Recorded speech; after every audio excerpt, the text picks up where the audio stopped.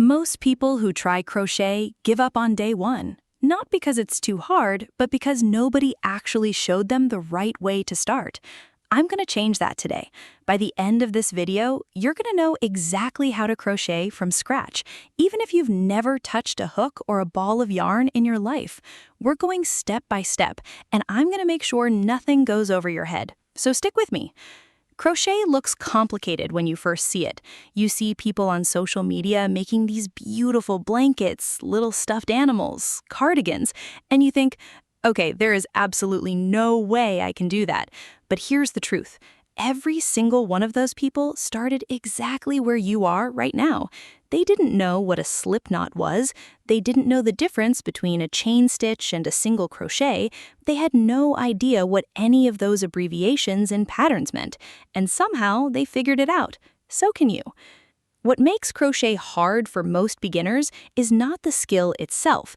It's that they try to learn too many things at once, or they follow a tutorial that skips the basics and jumps straight into a project. Then they get confused, their stitches look wrong, and they just put it down and never pick it back up. We're not doing that today. We're going slow. We're going to build from the ground up. And honestly, if you give me your full attention for this video, you could be making your first real project by tomorrow.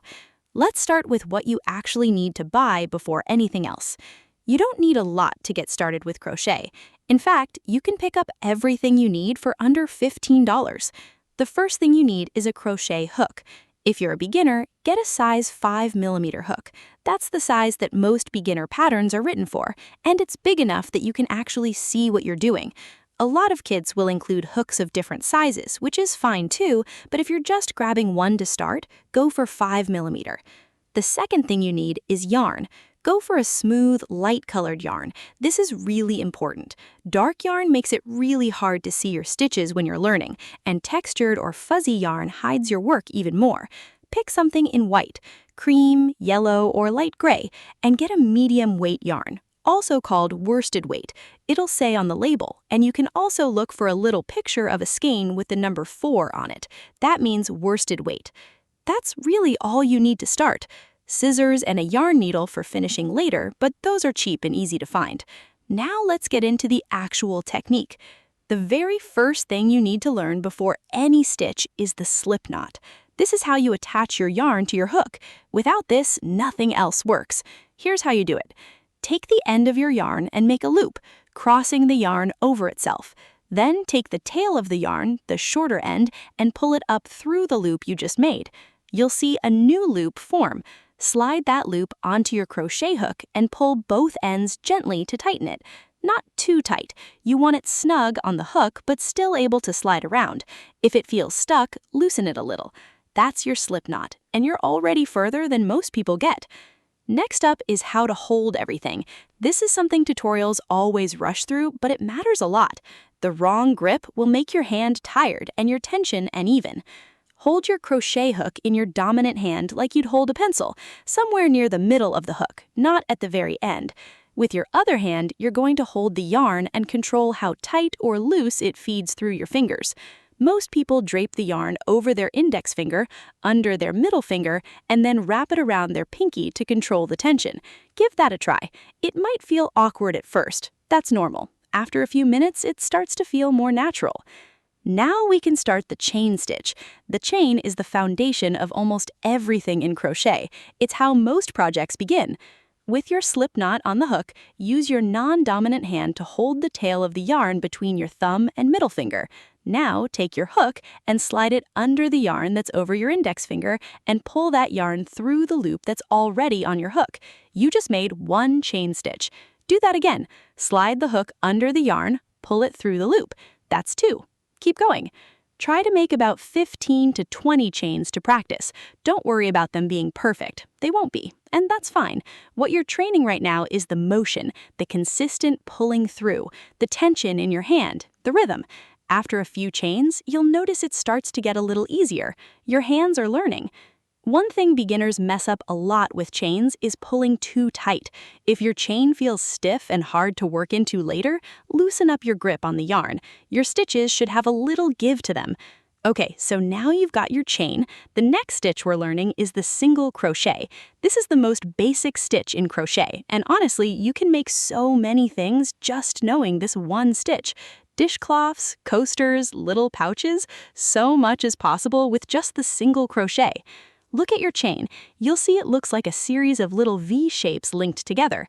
To start your single crochet row, you're going to skip the very first chain from your hook. That one doesn't count. And insert your hook into the second chain. When you insert your hook, you should see 2 loops of yarn on top of that chain. Push your hook under both of them.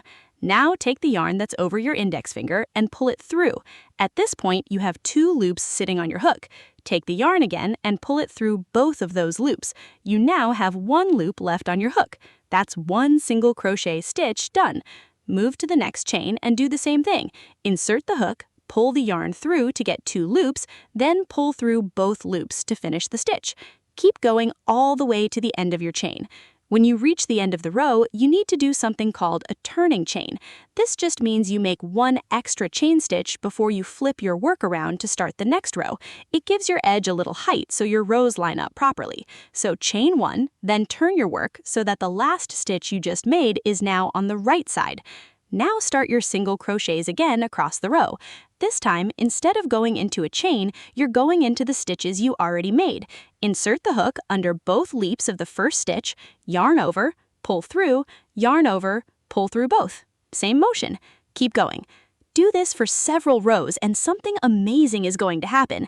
You'll start seeing a little fabric forming, real crochet fabric made by your hands. It might not look much like anything special, but what you're doing is building muscle memory. You're teaching your hands how to move. You're learning your tension. And when you sit down next time, it's going to feel easier than it did today. From there, you can start learning the double crochet, which is just slightly taller than the single crochet, then the half double crochet. Then you can start looking at simple beginner patterns, scarves, headbands, small bags. Each one teaches you something new without overwhelming you. The honest truth about crochet is that the hardest part is just getting started. Once you get past the first hour or 2 of awkward confusion, something clicks. Your hands start doing it almost without thinking, and then it becomes one of those things you just pick up whenever you have a free moment, watching TV, waiting somewhere, just relaxing. A lot of people find it genuinely calming once they get past the learning curve. You are not too old to learn this. You are not too impatient. You are not someone who just can't do crafts. You just needed someone to actually walk you through it properly. And now you have. Go pick up that yarn, make your slip knot, and start chaining. That's literally all you need to do right now. Don't wait until you feel ready, just start. If this helped you, subscribe so you don't miss the next beginner video.